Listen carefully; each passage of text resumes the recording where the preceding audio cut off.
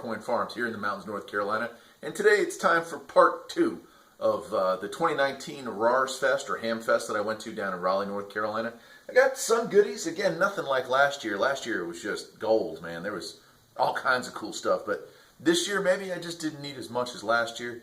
There was, one other large purchase that I made that's not pictured here, and I'll get into that in a minute. But we did get some cool stuff.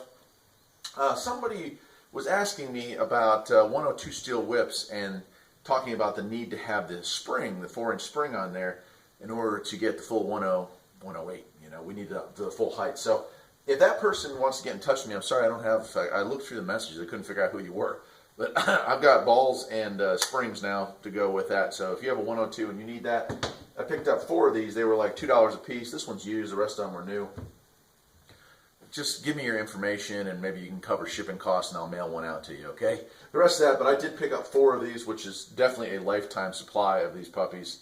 You know, I don't know how many more trucks I'm going to own in my life, but yeah, kind of nice. So if anyone else needs one of those out there, get in touch with me. And again, for the cost of shipping, I think I'd be happy to part ways with all but maybe one of those.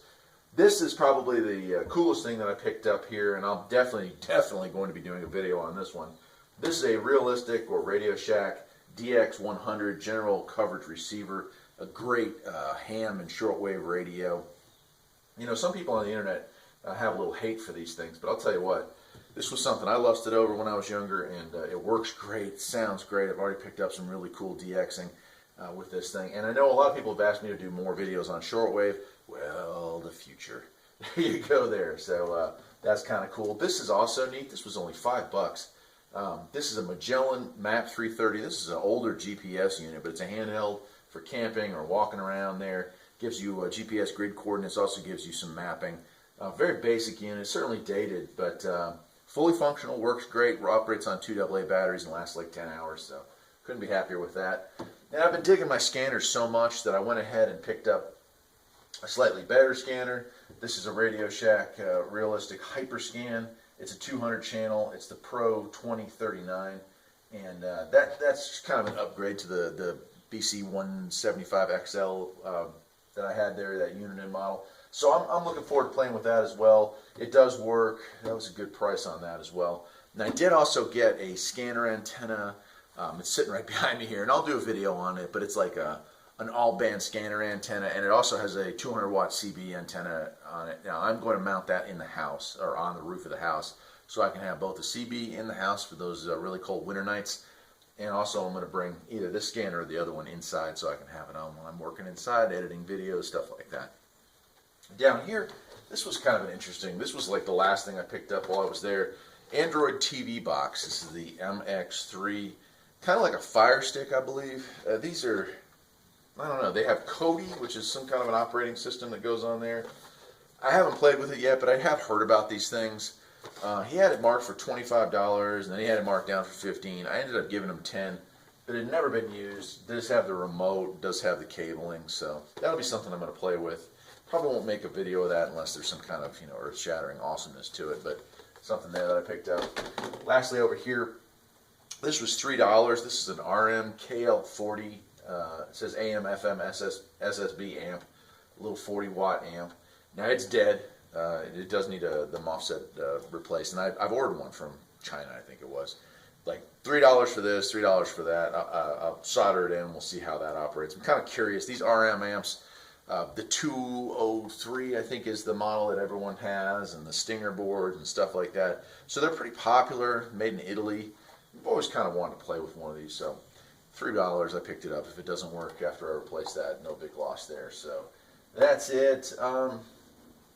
Like I said, I did get a ham antenna, not a ham antenna, a scanner antenna that's kind of an all-band antenna, and it also has a CB in there.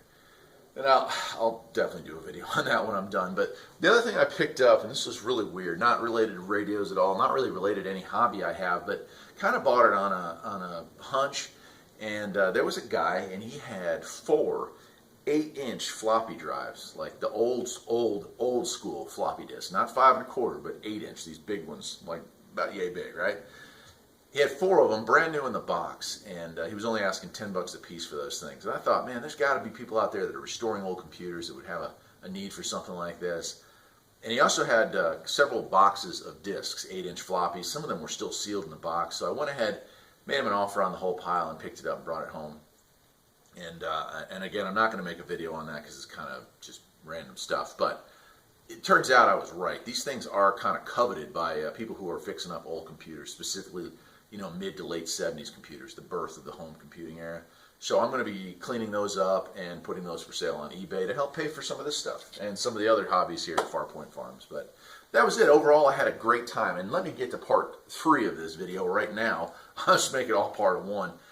I got to meet a lot of Farpoint Farms fans and got to hang out with quite a few. David G, another fellow YouTuber, and I had a great lunch together. But I shook hands with a lot of folks, talked to families, a lot of introductions, and that meant a lot to me. I really appreciated the time that I got to spend with y'all. I hope that I can make this an annual thing, come down every April and do this and maybe have meetups. I think next year I'll try to make it a little more official.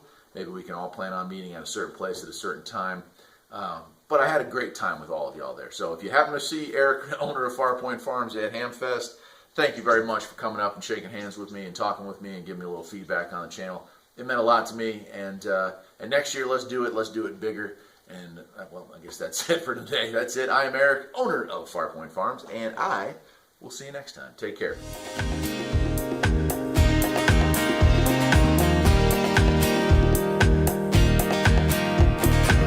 There's always something that needs a little fixing on Farpoint Farms. Freedom is mighty sweet. Liberty sows its seed at Farpoint.